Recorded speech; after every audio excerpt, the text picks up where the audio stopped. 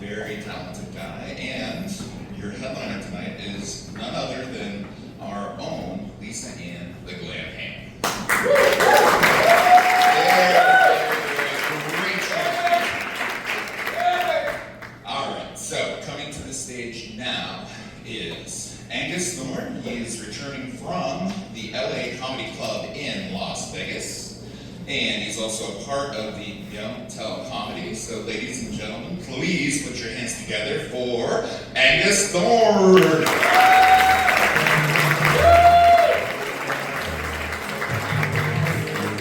Keep it going for Joseph. Great job hosting. Keep it going for yourselves. Thank you for coming out to live comedy. Without you guys, there's no reason for us to be out here, so thank you. I'm going to address the elephant in the room. Margot. That's why we're here, right? That's why I'm up here. You guys are down there.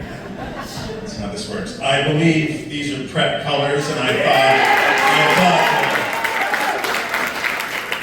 that I put that together for you guys since I have to be up here, and you guys all have to watch this parade of mental illness that we call a job. It's awesome. No, very cool. Like Joe said, if you haven't bought a ticket, you know what? Go buy a ticket. If you did buy one, sounds great. It's not my money, so go ahead. You know. Now, supporting things is great. I believe the world needs more support. You know, reason 1096 that I got into comedy was because I'm not a very tall person and the stage adds about 3 feet. But the number one reason is that I've seen more problems solved with laughter than I ever have with anger. And I think that's a very important thing that we need to look at in today's day and age. So anything that's said here, it's free to laugh at. You don't have to worry about what's going on. All the problems that exist out there don't exist in here. So enjoy yourselves, and thank you so much for coming out. No, the world is crazy. As you heard, I did just recently get back from Vegas, and yeah, the LA Comedy Club, for those of you, by a round of applause, who's been to Vegas before? Okay.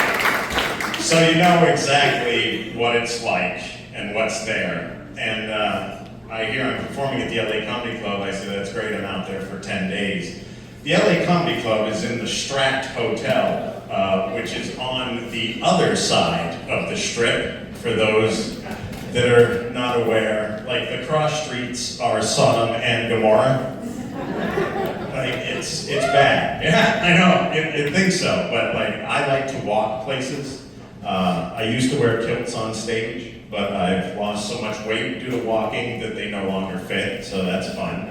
But I was not walking in Vegas, I was Ubering a lot of different places. And it's funny because I got there and I said, you know what, I want a pizza. And I remember when I first got there, they had slid this coupon under the door. And I said, well, this pizza's $18 delivery, that sounds awesome. So I call them up one night and they don't deliver to the Strat, and somehow no DoorDash driver wanted to go there either. So I decided that I would look and see what was at the pizzeria that was in the hotel. A full pizza was $57. I know. Prices don't make sense. They don't make sense anywhere, you know? I came back to Erie. I wanted to go out to eat. I saw a sign on a restaurant door. It said, due to unfortunate circumstances, the dining room is closed. I was upset, and I turned away, but then I looked back and I said, something doesn't look right there.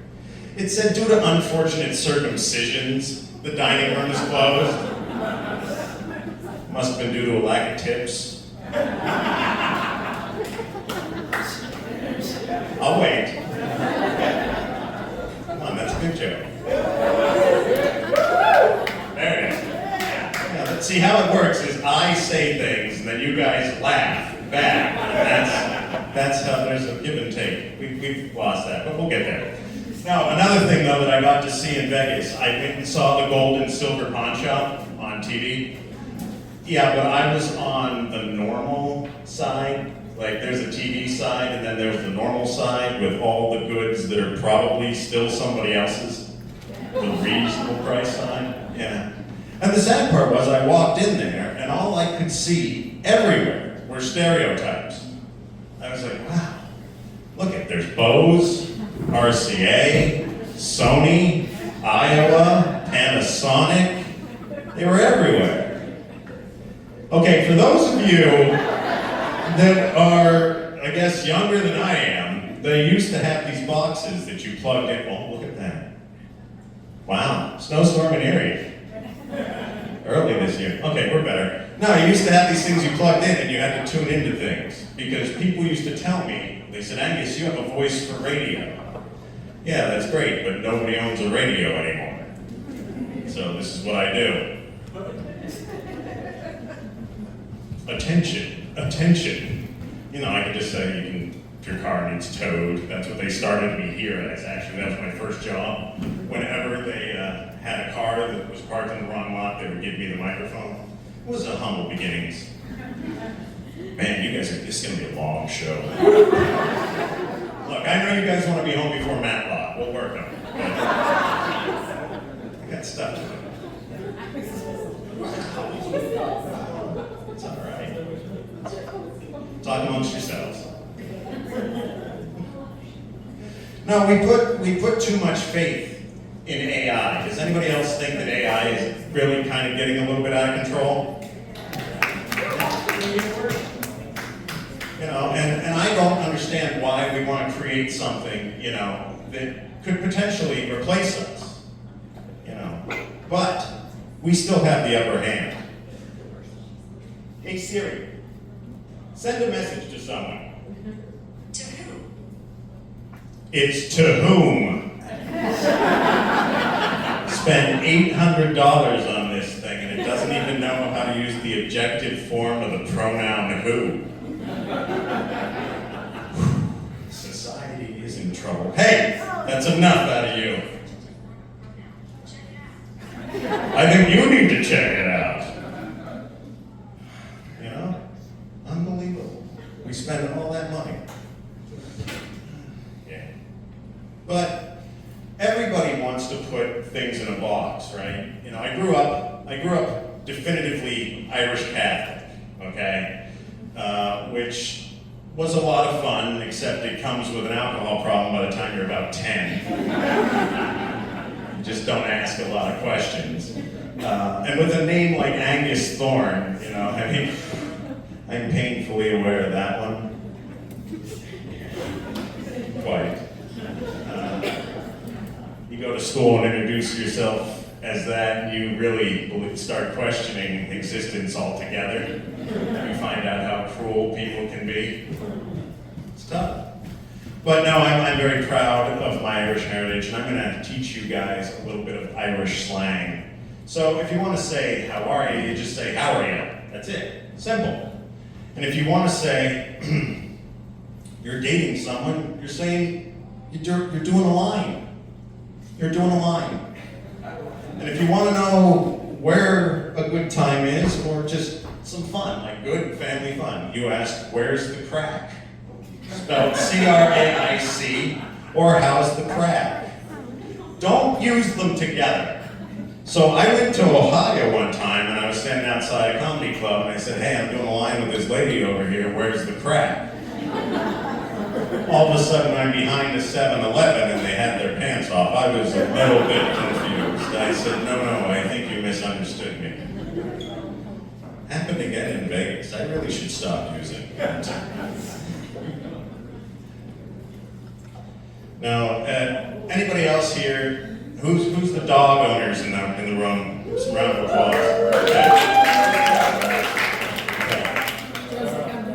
It doesn't matter what kind of dog you have. We all give them nicknames that are in addition to their normal Christian name. Is that correct? Something we can agree on? Okay. Do you ever think that at some point you get to like a nickname that you just call out and even the dog is like, okay, who the hell is that now? Like I feel bad because it's sometimes I'll just say something, my dog looks at me like, uh-huh. I don't know if that's me or not. And I have a Great Dane German Shepherd mix. He's the size of a German Shepherd and has the brain of a Great Dane. Yeah, he's on anxiety medication, and so am I. So he fills out a form that I'm his emotional support human, and I fill one out that he's my emotional support animal. And I don't know. That's my relationship with life at this moment.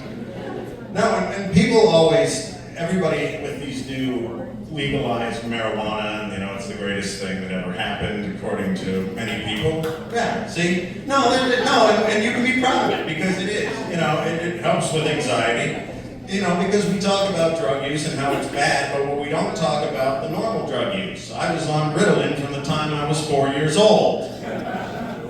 Okay? That's a long time. I was there till it was 26. That's a long time to do legalized speed. Think about it. Comes with 200 milligrams of Zoloft now. And I'm still up here.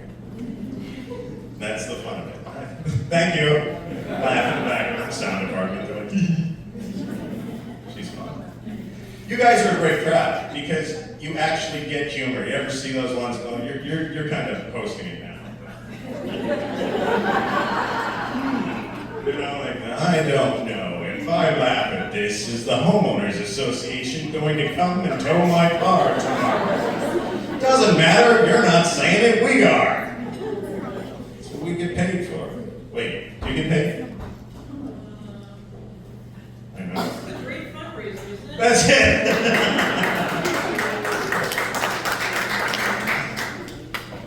We can do better than that, really. You're all part of it. I think that's one of the most fun interactions that I have in comedy is with the audience themselves, because you guys come to a comedy club, and I see this anywhere. Vegas, here, New York, Buffalo. It takes about 20 minutes for the audience to really realize what a comedy club is. Like, they're like, yeah, it's a place where people talk about things and we laugh, and then for 15 minutes they're like, we're not gonna laugh. I don't know if we came there for this. I assure you, you did. No, Vegas, a little different. 7 o'clock show here. The one show that I had in Vegas was a midnight show on a Wednesday. Yeah, I can imagine what that was like. Basically, this. And I was like, so, how you guys doing? How you doing? I was talking to that, and then afterwards we all went to the breakfast buffet. I mean, Vegas is a very, very interesting place. Like, there is no other place like it, nor should there ever be.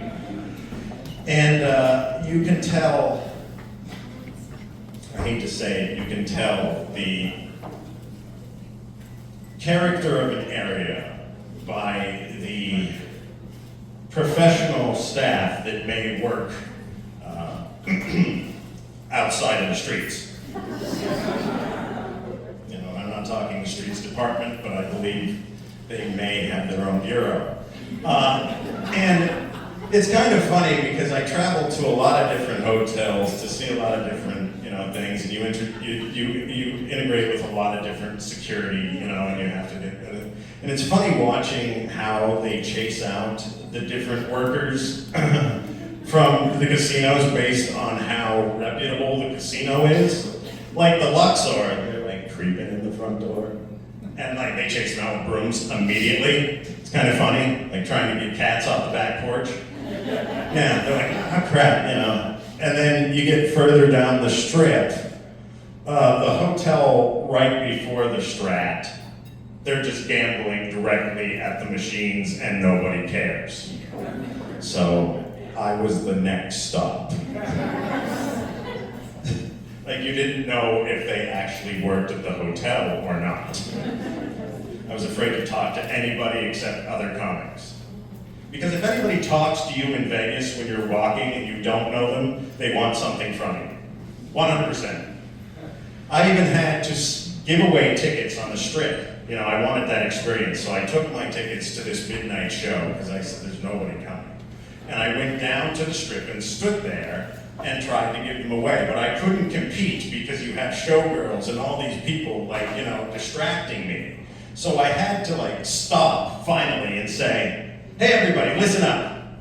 My item is actually free and it probably won't give you a disease. You always have to put the probably in there because you just can't be too certain in 2025 because people will sue for just about anything, you know? Anybody else tired of all the remakes? Remakes, right? This is, yeah, because it's lazy. It's lazy. If I had to come up and write a new show every week, why do you just get to remake a movie that was done 20 years ago and make a heck of a lot more money than I see for this? Oh God, it's beautiful. And we've been doing it for years. I mean, even in 1997, Titanic is just a remake of Lady and the Tramp.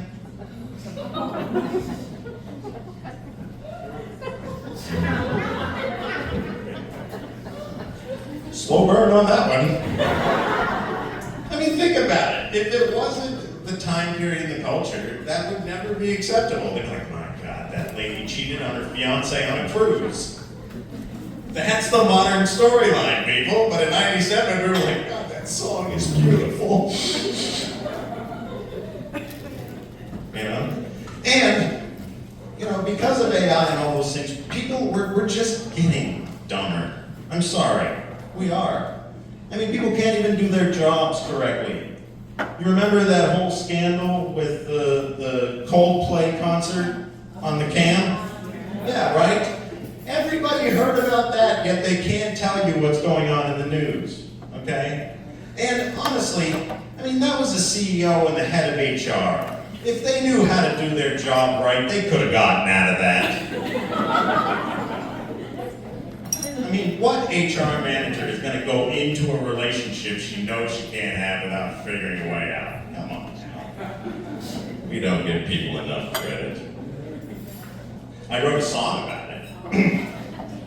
Yeah. Look at that cam, look as it shines on you, and everything that you do, and you are so busted.